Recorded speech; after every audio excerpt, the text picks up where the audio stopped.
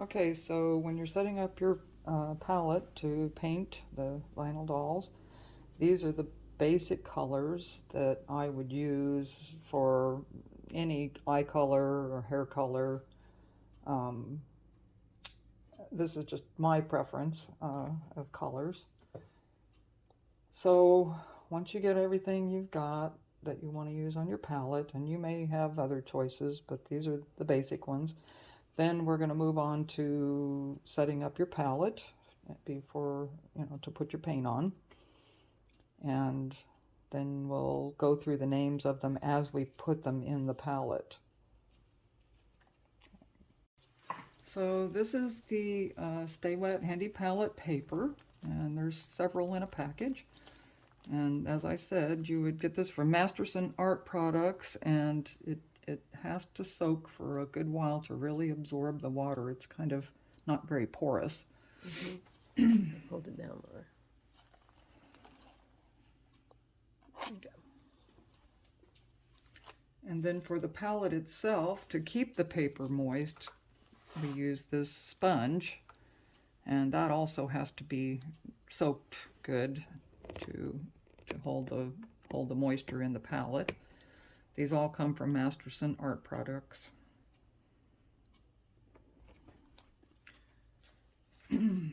So now that the paper is good and wet, we're going to kind of shake it out. And do you soak the sponge before you put it in the palette too? And where does this tray come from? The tray, I believe, comes from Mastersons as well. Okay. Yes. It's Mastersons Art Products, and that can be Googled, I'm sure. It's... All right, I'm going to set this to the side, and then we're going to get our sponge wet. This one's really been used. As you can see, there's all kinds of colors in it. But you're going to get it wet, and you're going to not wring it out because you want to keep a lot of the water in, but you don't want it too wet or your paints will all run together.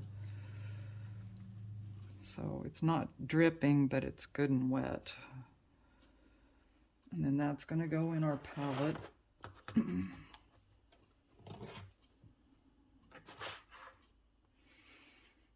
Like that. And then we're going to put the paper on it. And you want to let them sit for just a few minutes to kind of soak up any excess water. If there's still a lot, then you just need to take a paper towel and dab it off so it's not too wet.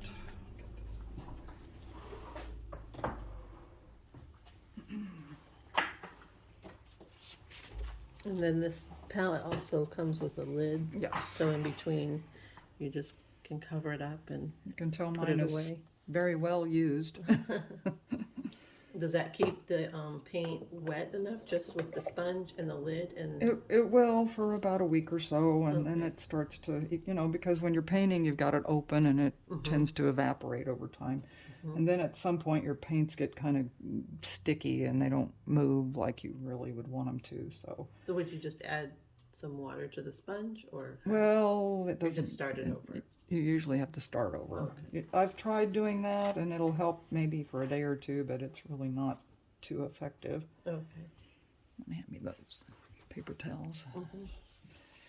So in order to get this moving along, there's a lot of water standing on here, and you'll get instructions with your sponge and your paper and everything, so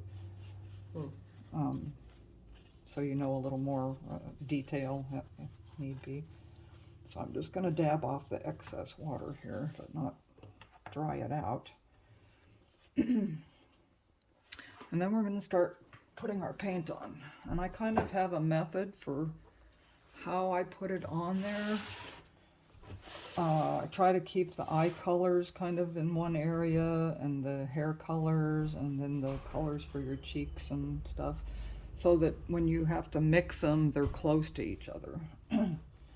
So we're going to start with the Purple Matter.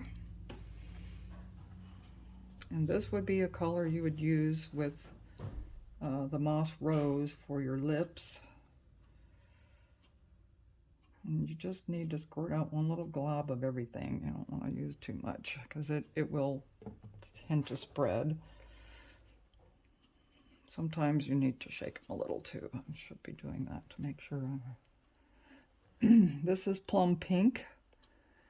And this is a color I would use with the moss green as well to do your shadow around the eyes and things like that. It's a softer pink for doing your shading.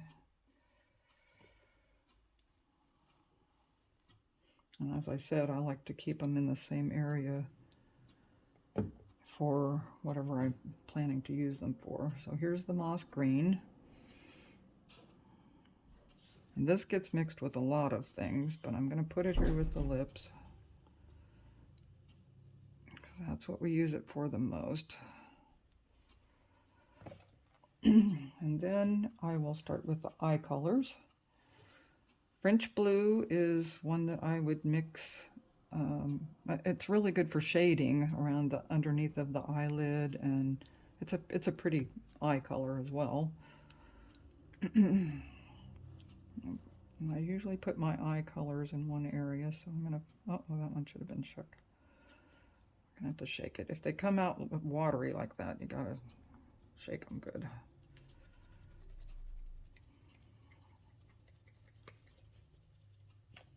So I'm gonna try to get that out of there because it's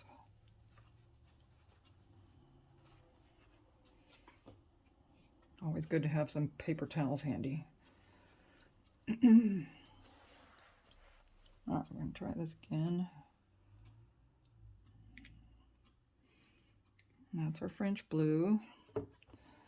Then I use Paynes Grey. This is also a really good color to mix for blue eyes. And it's also a good, mixing it with black, it's good to do the outline of a blue eye, the edges, like a blue-black, for the darkest part of the eye.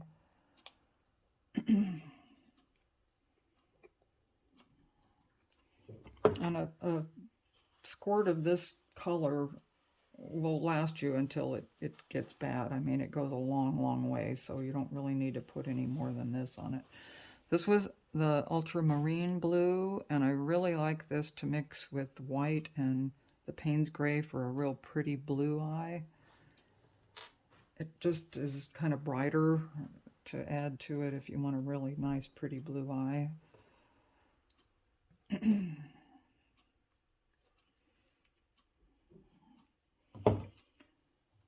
So those are your blue colors, and then we're going to do green. The Pthalo Green I would mix with a little bit of brown, and that gives you, it tones it down for the outline of a green eye. And also you can mix it with black to do the darkest part around a green eye. Okay, so that's your Pthalo Green. Then for the green part of the eye, use what's called an antique green, and I mix that with the moss green and another shade of green, and then the smoked oyster, or smoked pearl, I guess is what it's called, that we'll be getting to here in a minute. And this makes a real pretty soft green eye.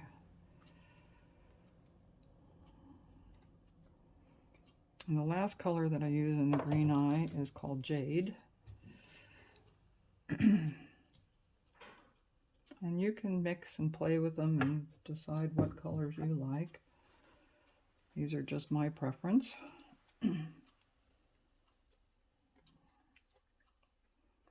All of these are JoSonja paints, which was Diana's favorite. So the next thing is smoked pearl, and that gets mixed with a lot of things to, you know, for the green eyes, for the white of the eye, we mix this with white. And I'll put a little dab of that there.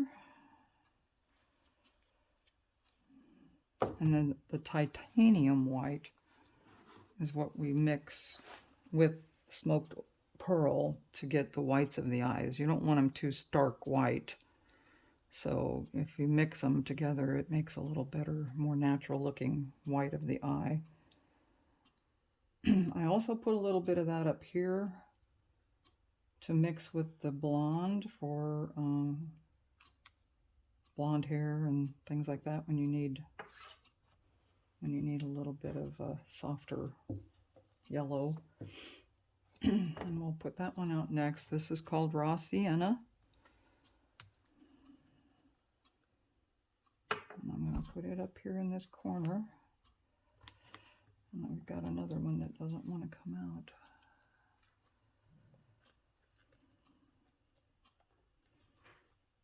There we go. See, it's a really, really mustard yellow, so you have to mix some white with it to kind of tone it down. And then we're ready to do the hair colors. So we're going to do burnt sienna first, and this I would use for like redheads. It makes really great freckles for redheads and the brows. And then you can add a little brown to them if, you know, for highlight and stuff, but it's really perfect for the redheads. Then we have the brown earth, which is more for your brown brows, and this gets mixed a lot with black so that you can get a darker brown, and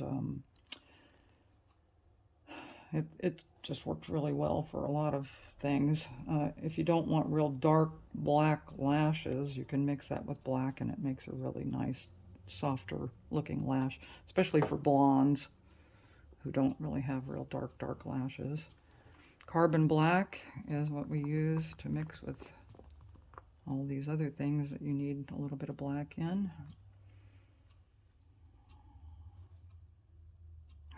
Oh my.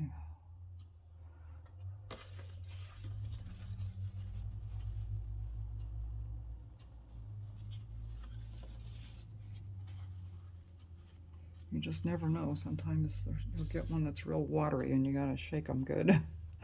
Black seems to be one of those. Okay,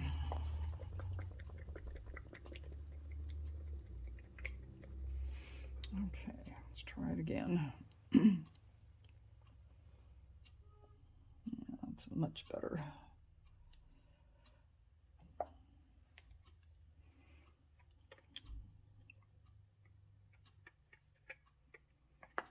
Got a few dried pieces here. You can see already that the moisture from the paper is kind of tending to make the paint spread a little bit. So that way you just got to be really careful you don't get too much water on them so that they run all together. That happens sometimes. Okay, so burnt umber is not a color I would use for lashes or brows because it tends to fade. But it's really nice to mix with another color to do the like the crease of the lips and between the fingers and toes if you want to, highlight that area that's darker between your fingers. Okay, so there's a little bit of that. And then I mix with the burnt umber this burgundy, or you can use another color called brown madder, but it's more red, and I kind of like this better for my own personal choice.